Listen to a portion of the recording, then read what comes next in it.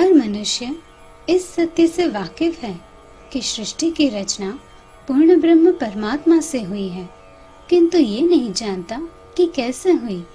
जब यह संसार नहीं था तब कौन था और वह परमात्मा कौन है और क्यों उन्होंने इस संसार की रचना की।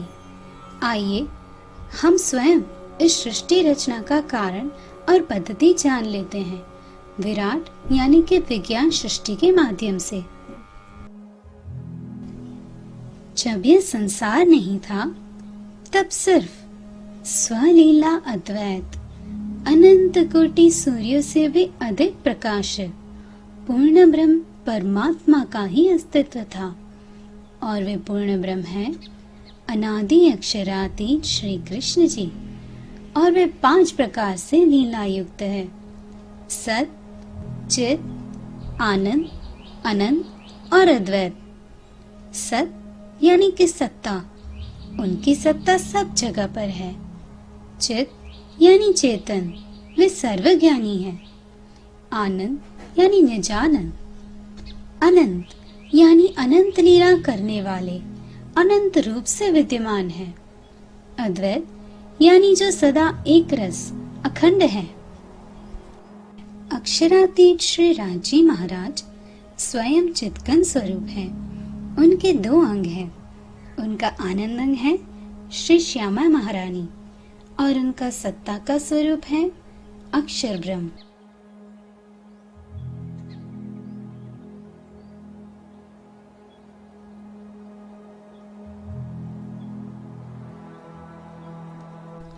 जिस प्रकार श्री श्यामा जी श्री राज्य की आनंद अंगना है, उसी तरह श्री श्यामा जी के आनंद अंग है 12,000 ब्रह्मात्मा, जिन्हें हम ब्रह्म सृष्टि, सखियां आदि नामों से जानते हैं। और इसी प्रकार से सखियों की आनंद अंग है खूब खुशहालियां। खूब खुशहालियां सखियों की सेविकाएं हैं।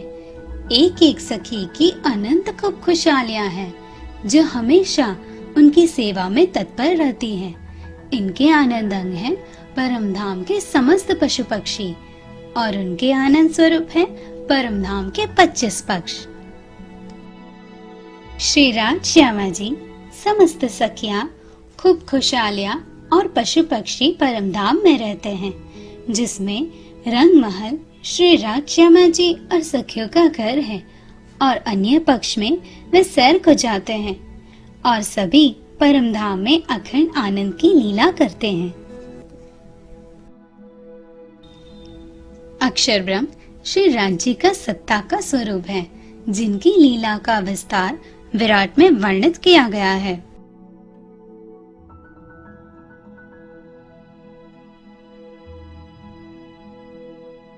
अक्षरानी यानी कि श्री महालक्ष्मी जी अक्षर ब्रह्म की आनंद स्वरूपा है।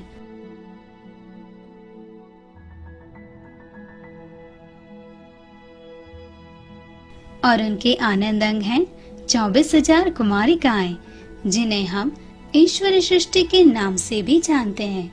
अक्षर ब्रह्म और महालक्ष्मी जी परम धाम में ही रहते हैं, जबकि ईश्वरी सृष्टि के मूल तन परम धाम में नहीं है।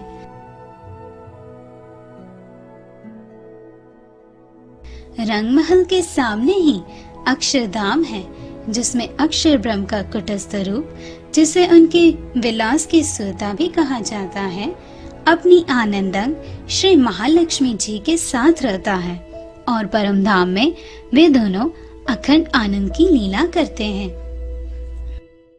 अक्षर ब्रह्म की एक और सुरता है, यानी एक और वृत्ति है, जिसे खेल की सुरता कहा जाता है, जिनसे वह खेल का निर्माण करते हैं। उनके 4 अंतस्करण हैं: सदस्वरूप ब्रह्म, केवल ब्रह्म, सबलिक ब्रह्म और अव्याकृत ब्रह्म। सदस्वरूप ब्रह्म उनके मन का स्वरूप है, केवल ब्रह्म उनकी बुद्धि का स्वरूप है, सबलिक ब्रह्म उनके चित्त का स्वरूप है, और अव्याकृत ब्रह्म उनके अहंकार का स्वरूप है। अक्षर ब्रह्म के मन, बुद्धि, चित्त और अहंकार से बेहद मंडल बनता है। अक्षर ब्रह्म के अहंकार स्वरूप अव्याकृत ब्रह्म में प्रणव ब्रह्म यानी ज्योति स्वरूप निवास करते हैं। इनके साथ सुमंगला शक्ति निवास करती है, जो अव्याकृत ब्रह्म का कार्य स्वरूप है। सुमंगला शक्ति ज्योति स्वरूप को प्रेरणा देती है कि वे खेल का निर्माण करें। फिर ज्योति स्वरूप से मोह सागर की उत्पत्ति होती है। उस मोह सागर में अनंत कोटि सुवर्ण अंड उत्पन्न होते हैं, जो प्रकाश के पिंड समान होते हैं। वे करोड़ों वर्षों तक इस मोह सागर में तैरते रहते हैं। फिर जब उसमें ज्योति स्वरूप का मन अनंत रूप होके जीव के रूप में प्रकट होता है, तब उन सुवर्ण अंडों में से महाविष्णु प्रकट होते हैं। इन्हें आदि नारायण भी कहा जाता है। एक साथ अनंत महाविष्णु उत्पन्न होते हैं। उनमें से यदि हम एक को समझ ले तो अन्य सब भी वैसे ही हैं। एक महाविष्णु में से अनंत ब्रह्मांड बनते हैं।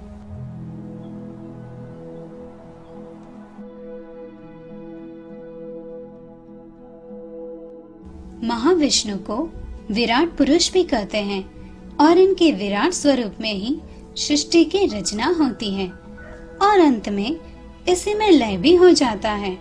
महाविष्णु का मन स्वरूप है शेषशायी नारायण, जो नीचे पाताल में गर्भोदक समुद्र में रहते हैं।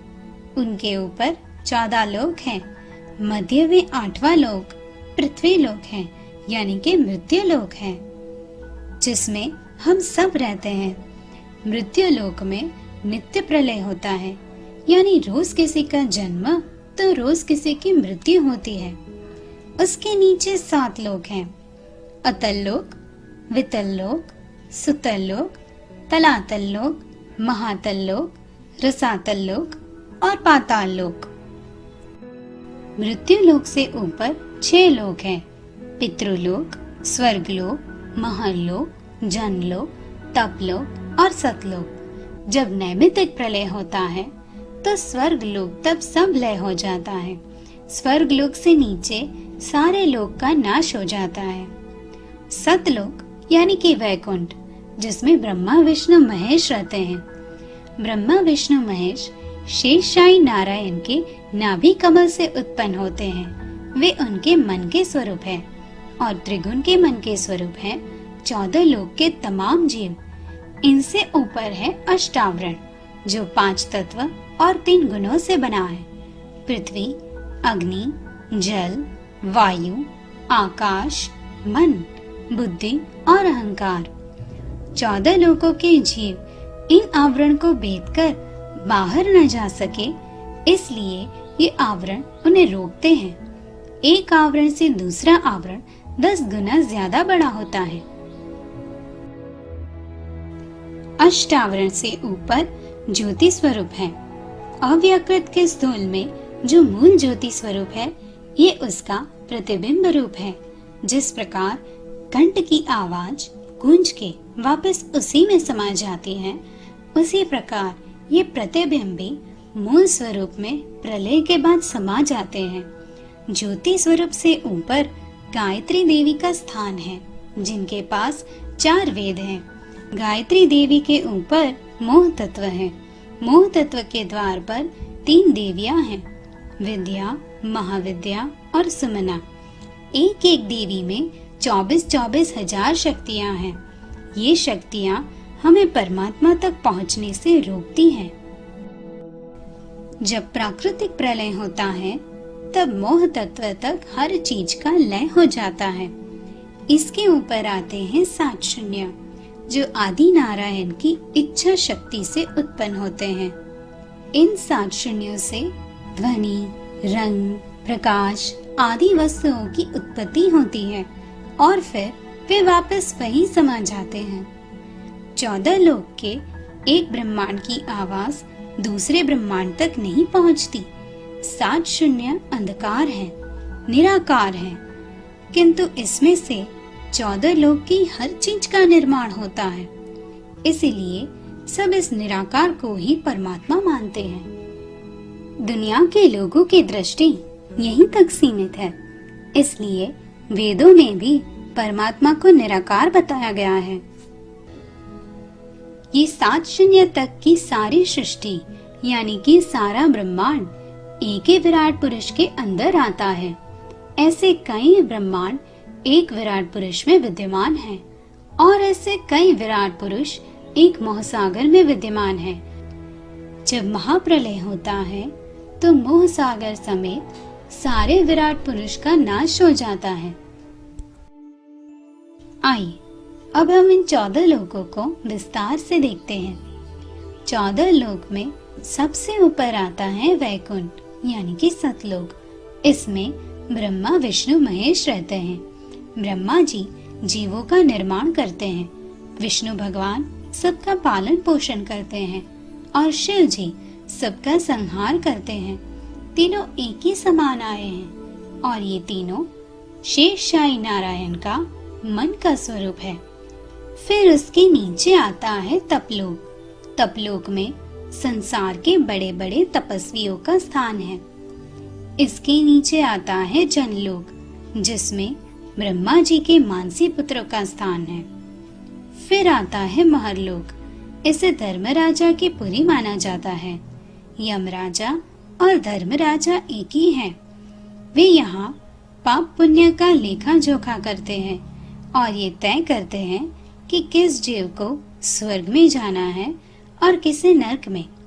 स्वर्ग और नरक दोनों के दरवाजे महरलोक से ही खुलते हैं। स्वर्ग लोक महरलोक के नीचे आता है। यहाँ पर जीव तब तक रह सकता है जब तक वह अपने अच्छे कर्मों का फल भुगतता है। उसके बाद उसे फिर से नीचे मृत्यु लोक में भेज दिया जाता है। उसके नीचे आता है पितृलोक। मृत्यु लोक में जिनकी मृत्यु हो जाती है वह पितृलोक में आता है और जब तक धर्मराजा के पास जाने की उसकी बारी नहीं आ जाती तब तक वह उनकी यहाँ प्रतीक्षा करता है। जब मृत्यु लोक के 365 दिन होते हैं तब पितृलोक का एक ही दिन होता है। जब पितृलोक के 365 दिन होते हैं तब स्वर्ग लोक का एक ही दिन होता है। इस तरह से जितना ऊपर जाते हैं समय उतना ही लंबा होता जाता है।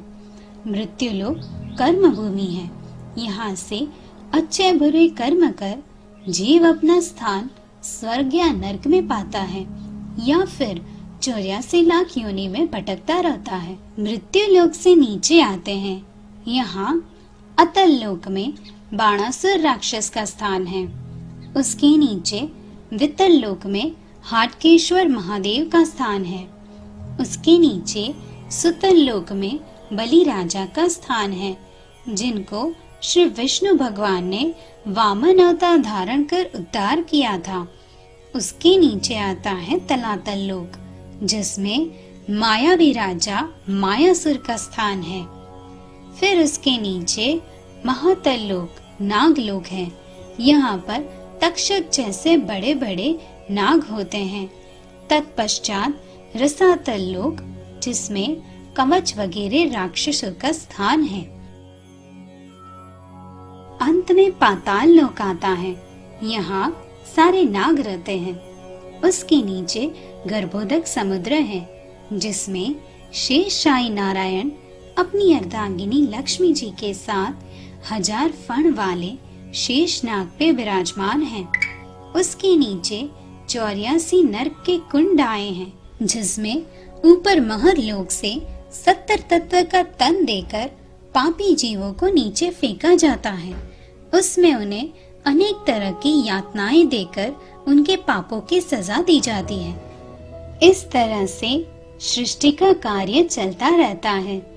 फिर जब महाप्रलय होता है तब 14 लोक अष्टावरण 7 शून्य सब विराट पुरुष में यानी कि महाविष्णु में लीन हो जाते हैं। महाविष्णु ज्योति स्वरूप में लीन हो जाते हैं। ज्योति स्वरूप अपने मूल तन अव्याकृत ब्रह्म के अंदर जाके समा जाते हैं। अव्याकृत ब्रह्म अक्षर ब्रह्म के अहंकार का स्वरूप है और अक्षर ब्रह्म श्री राज जी का सत्ता का स्वरूप है। सिर्फ हद भूमि का लय होता है। बेहद और परम धाम का कभी लय नहीं होता। वे तो अखंड है। प्रणाम।